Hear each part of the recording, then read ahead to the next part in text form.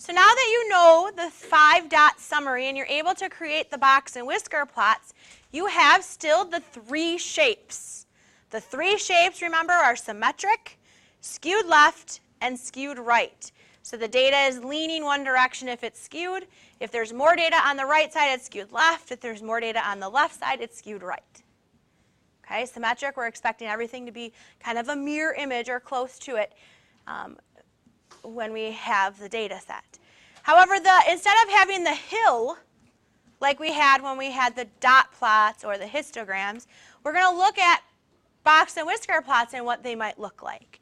So when you have a box and whisker plot where you have the median is pretty much in the middle of the box, and the whiskers are both about or exactly the same width, they could be approximate, we are going to have a symmetric shape. Okay? And again, if we have a symmetric shape, we know that we like to use median and MAD. The problem is can you find the mean and the MAD? Can we find the mean from a box and whisker plot? No, we can't. So because we can't find a mean, we actually would have to, we'll discuss more so next year what we would do in those cases. Okay? We also have a skewed left.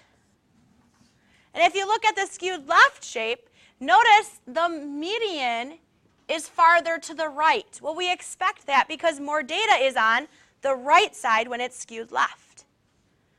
But you also can look at the whiskers.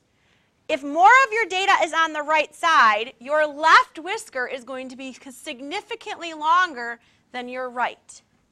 So if you have data that's skewed left, you're going to expect a long left whisker, a short right whisker, and the median to be closer to the right side because more of the data is on the right. And just the opposite for skewed right. If you have skewed right data, you're going to expect more data on the left, so your median is going to be closer to the left, which is going to cause your whisker to be shorter because more data is over there.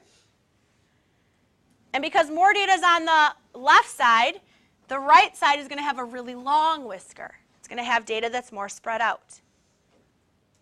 Okay, so those 3 shapes look a little different than they would if you would create a hill. So you got to look at the length of the whiskers and where that median kind of falls. And sometimes you're going to have to use your best judgment because they're not going to always be exactly the same length, but if they're pretty close and the median is close to the center, I would call that a symmetric data set.